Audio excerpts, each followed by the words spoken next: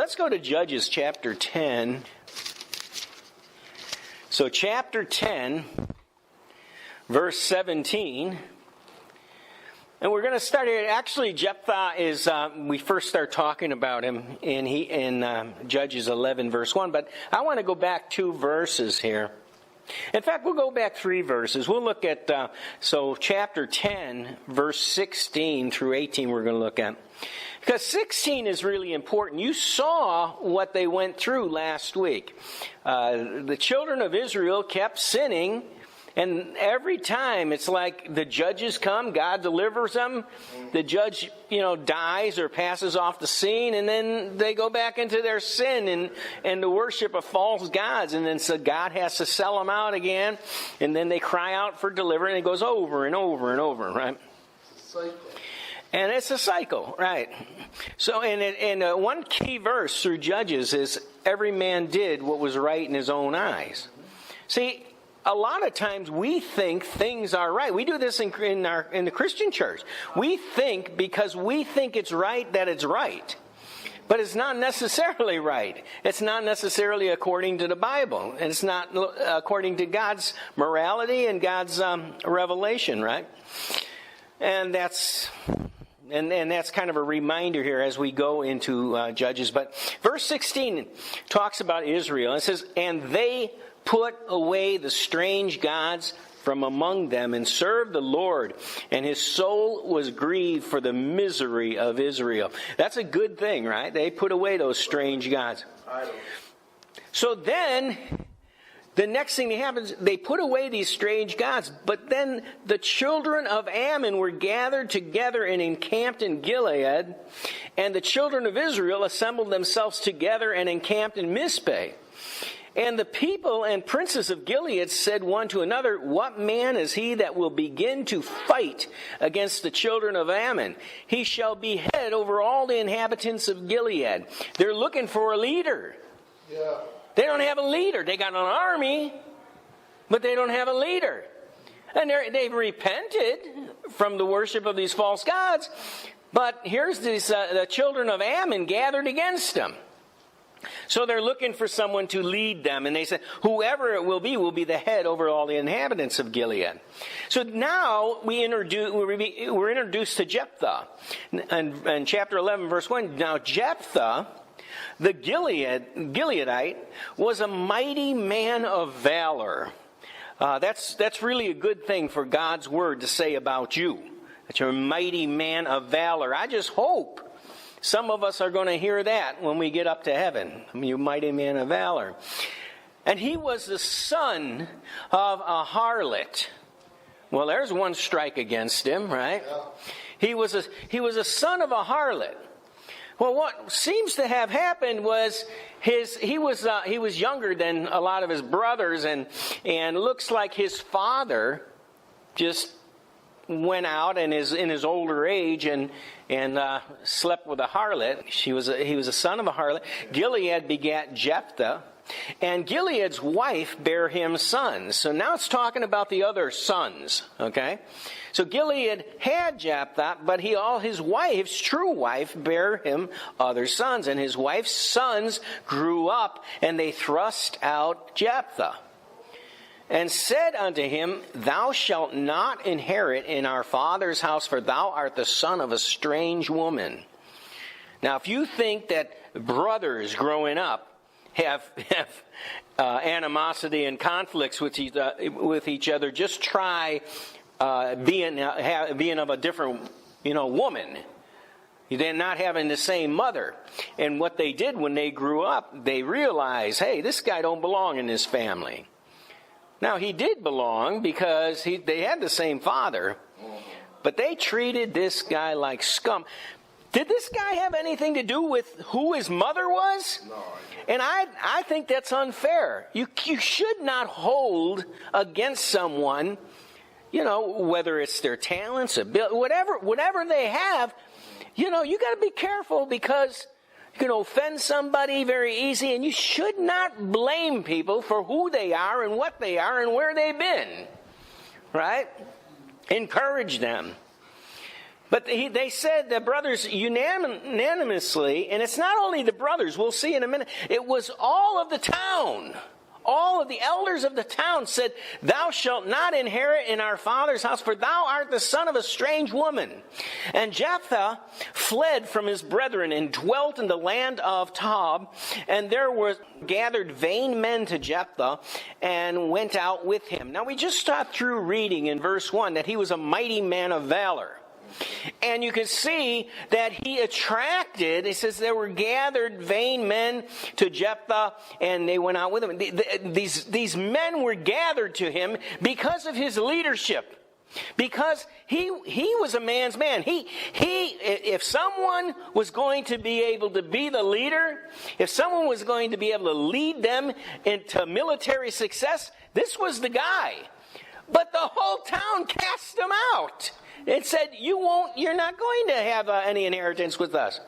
So it came to pass in the process of time, the children of Ammon made war against Israel. And it was so that when the children of Ammon made war against Israel, the elders of Gilead went to fetch Jephthah out of the land of Tob. Well, these are the same guys that cast him out. Right. So they said to Jephthah, come and be our captain, that we might fight with the children of Ammon. Why don't they go to him? Because they know he's tough. I mean, this guy is downright. Remember when they used to make those Arnold Schwarzenegger movies? He was tough.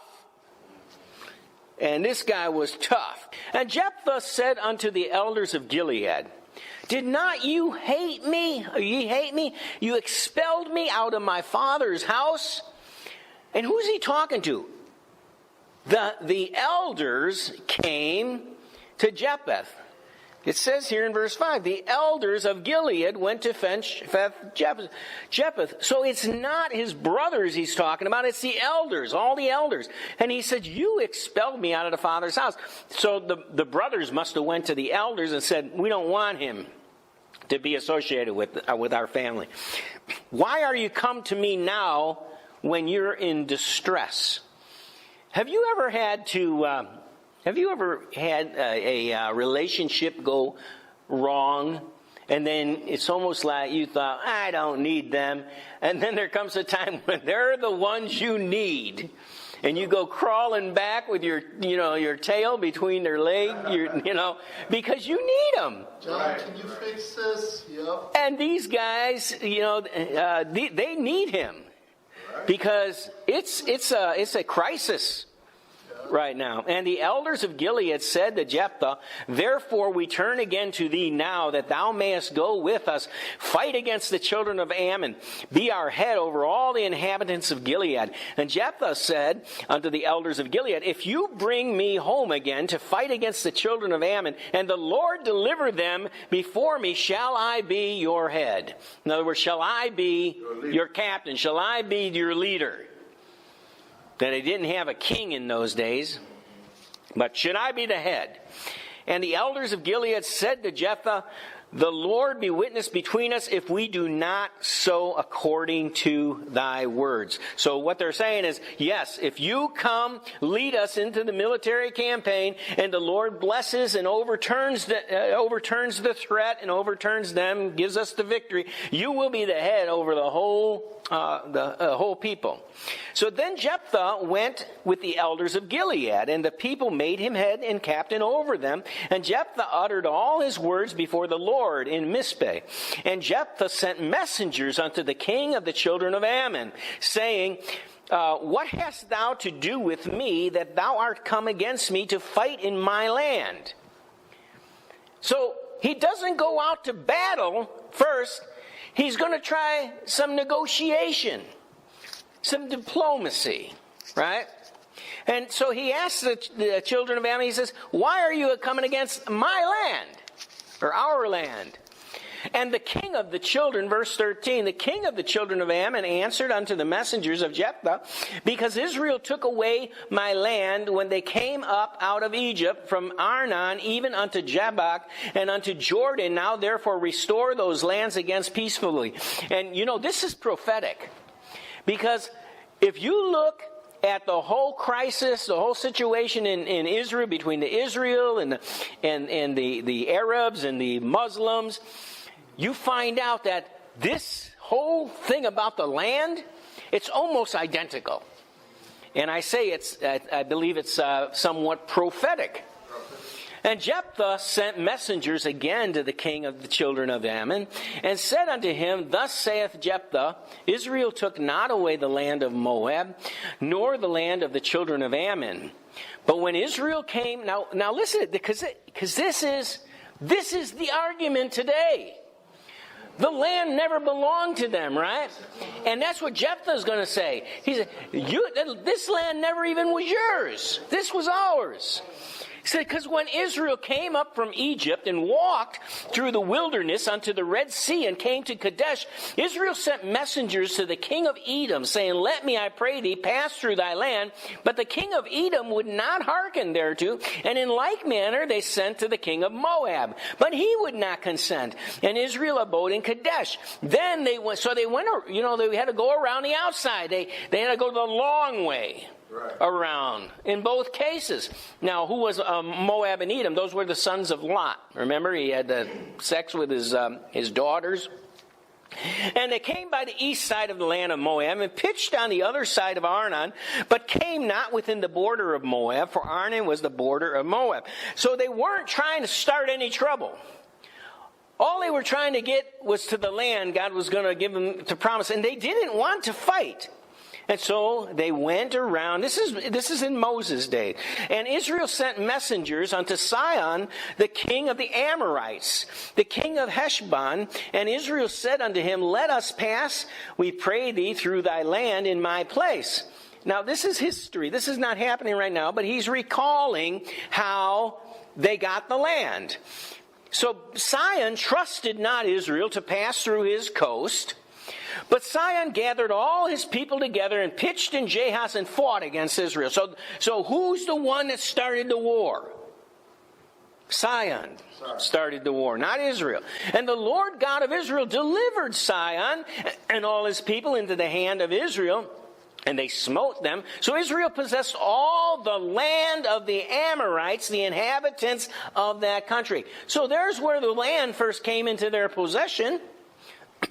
It was by conquest.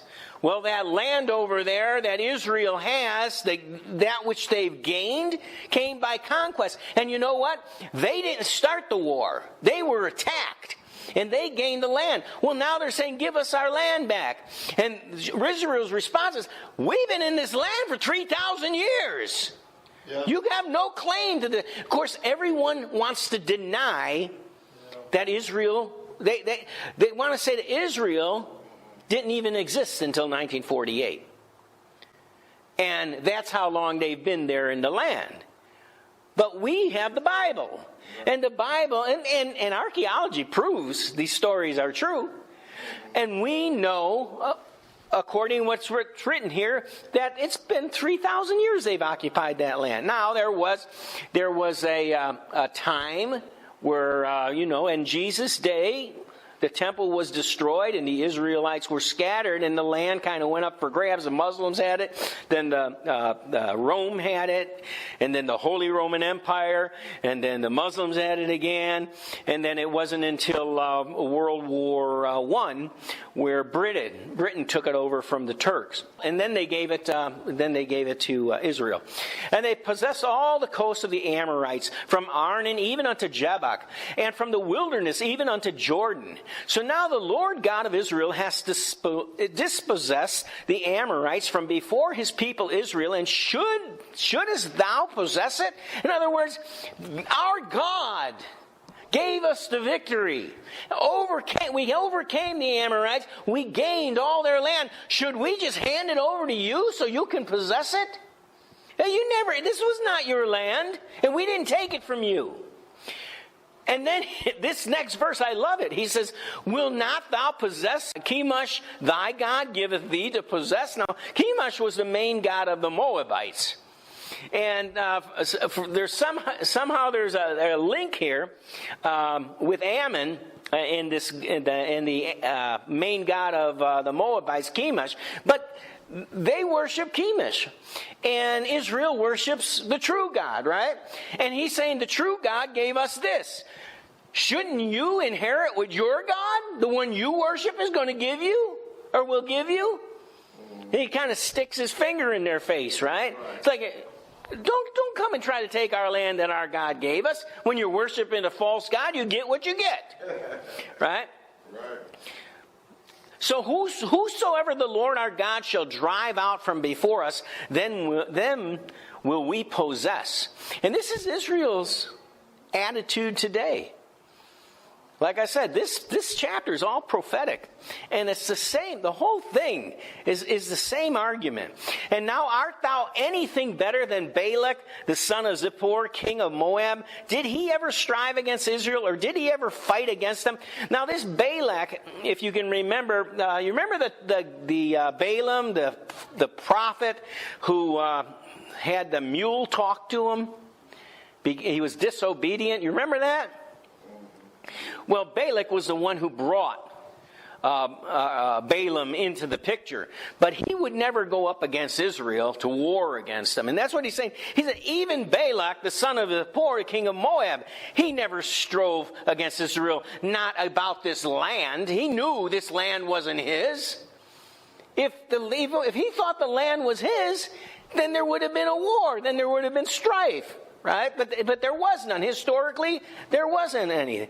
And then he brings up in verse 26, he said, while Israel dwelt in Heshbon and her towns, and in Aror and her towns, and in all the cities that be along by the coasts of Arnon, 300 years, why therefore did you not recover them within the time? In other words, you're saying that this once was your land. You had 300 years to go get it, and you did nothing. Why didn't you go get it? And now that we went and got it, now you want it? He said it wasn't your, it's not your land. Wherefore I have not sinned against thee, but thou doest me wrong to war against me. The Lord, the judge, be judged this day between the children of Israel and the children of Ammon. Well, you can tell who's going to win, right? He called God into account. You know, when you call God on the picture, you better be in the right. Right? Well, he was in the right. And this man is not only tough. This man is not only a military leader. He also is a man of faith. And you can tell by what we read here that he attributes everything to God. Just like he said, it's our God that gave us this. Shouldn't you get what your God does? And he's always reflecting upon God. He says, I'm not going to give in to you here, which is what Israel does today. They don't give in. So howbeit the king of children of Ammon hearkened not to the words of Jephthah, which he sent him, then the Spirit of the Lord came upon Jephthah. So it's not in his power. Now he's a mighty man of valor. He's mighty in his own strength, and he's got military. He's got a whole company of men that followed him. And then this other group, which he was thrown out of, now they wanted to make him the captain and the head over all of them. So he's got all these people behind him. But see, that's not enough. We learned that from Gideon. When Gideon had 10,000 men, and then it went all the way down, got them all the way down to 300, remember? Mm-hmm. Well, the Spirit of the Lord came upon Jephthah. The Spirit of the Lord doesn't come upon somebody that God hasn't chosen, right?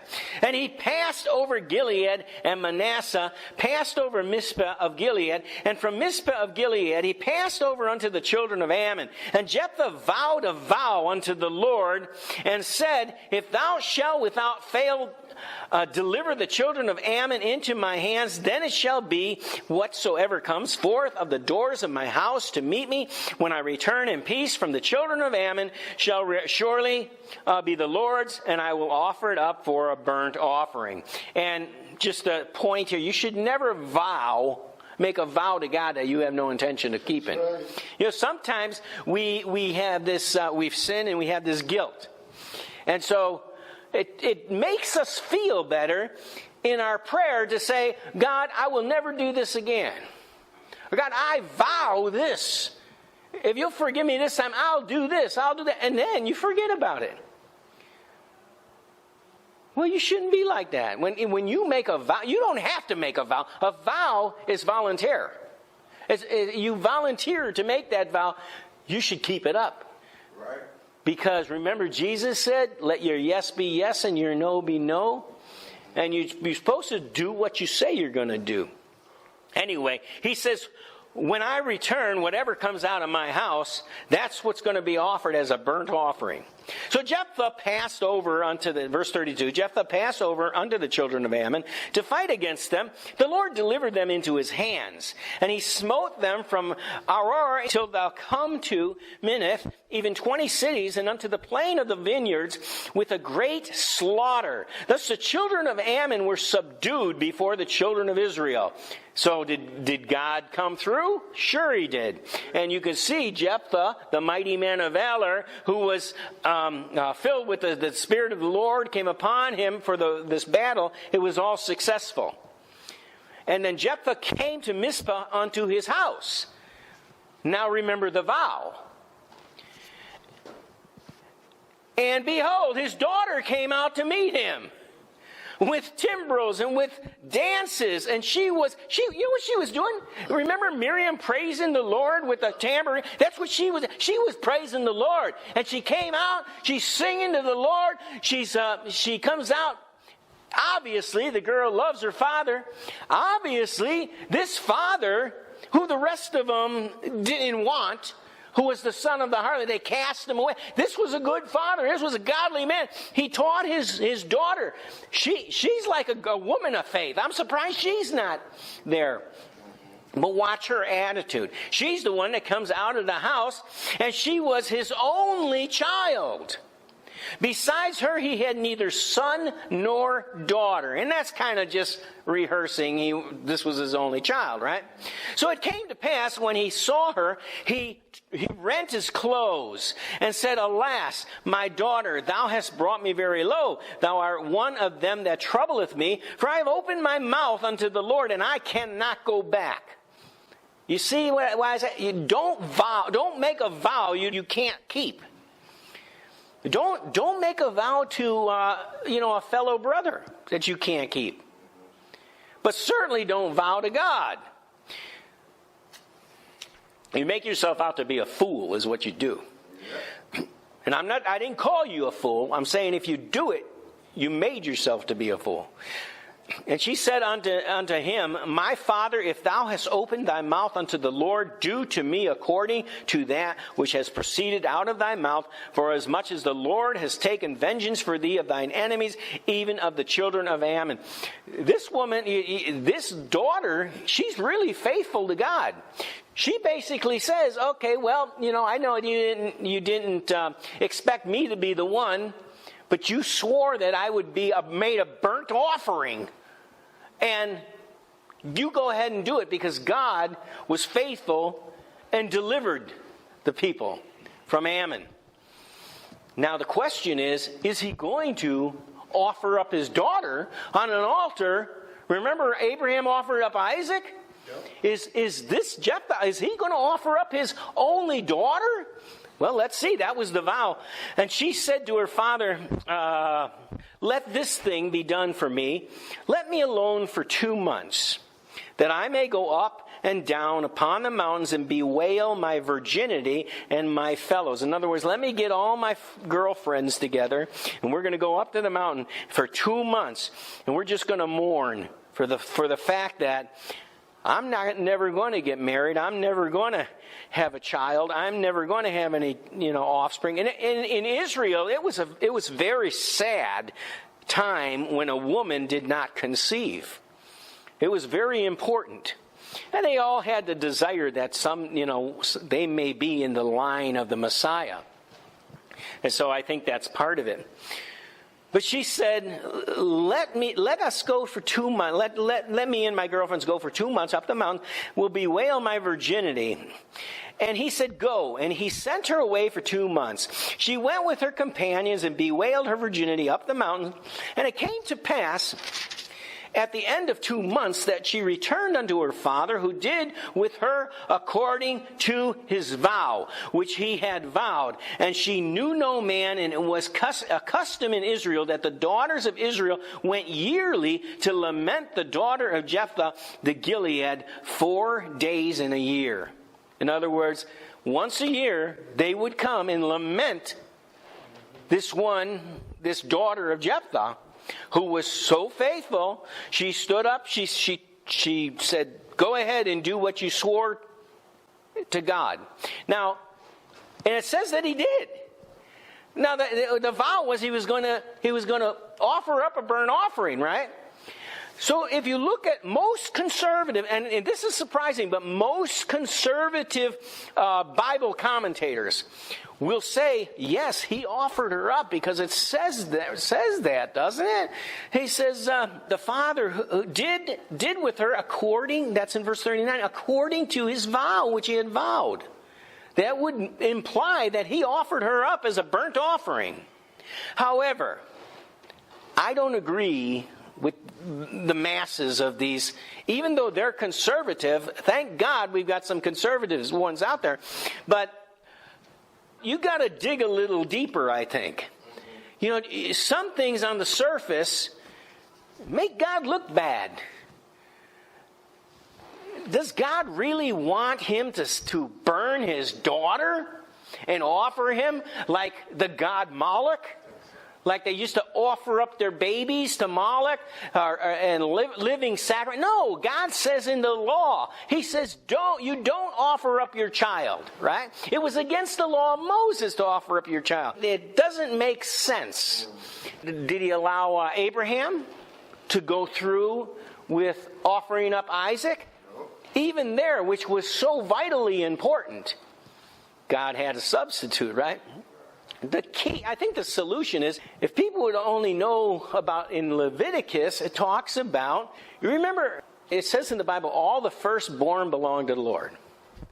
And that goes back to, when Egypt, the whole plague about the firstborn, all the firstborn in the household belong to the Lord and are supposed to be dedicated to his service. However, the custom was, God gave the ability for them to bring money and to pay the price to redeem their firstborn. All Jephthah had to do is pay the money at the tabernacle, which was in the law, and that would set her free of her obligation. But he went even further here, because it says that for year after year after year, all the women came out and lamented for four days. Now, if you look in Israeli history, they keep the Feast of Purim, they keep the Sabbath, they keep the Passover, right? They keep all these. But do they keep this mourning year after year after? No, they don't do it. And it doesn't seem like there's anything recorded other than here that they did this thing. But it says in the Bible that they did this year after year after year. And here's what I think. I think that she was dedicated to the service of God. According to the vow, she would never marry. She would be like a spiritual, not a priestess, but a handmaid to the Lord. The wannabe nun. Like a nun. And she would remain a virgin. And every year, as long as she was alive, this is what I think, as long as she was alive, the girls came and bewailed with her the sadness of her loss of the virginity, not the loss of it, that she couldn't lose her virginity for 4 days, and then next year they'd come again. But I believe that she lived a nice long life. But here's the thing, Jephthah is the one who vowed, right? Every man wanted to have an issue. Every man wanted genealogy. He wanted sons and daughters, right? And even today, most men want to be fathers. Now, some of them don't want to take the responsibility afterwards.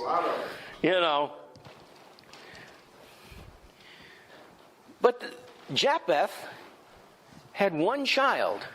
And because of what he said on his mouth, he completely cut off his line. Because he only had one child. She couldn't get married. She couldn't have children because of the vow. And so his line was completely cut off. And yet, this was a great man of faith. I know he's a great man of faith because it says so in Hebrews. That's why we're looking at him. Because he's one of the great ones. And there's more about Jephthah, but we're not going to get into it. The thing I want to also bring out is that, remember, what was the significance of the threshold? Remember that? The threshold, the blood was put, and it represented the covenant. Remember that God would protect the house? The threshold was right in front of the door, and the vow was whatever came out of the house. So she came out of the house. She stepped over the threshold, and that was that. That was that. And I think it has something to do with that threshold.